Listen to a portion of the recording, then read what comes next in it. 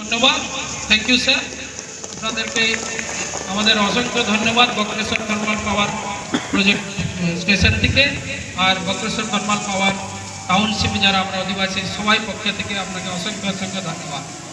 এবার আমরা প্রোগ্রামটা শেষ করব। মুখ্যত ন্যাশনাল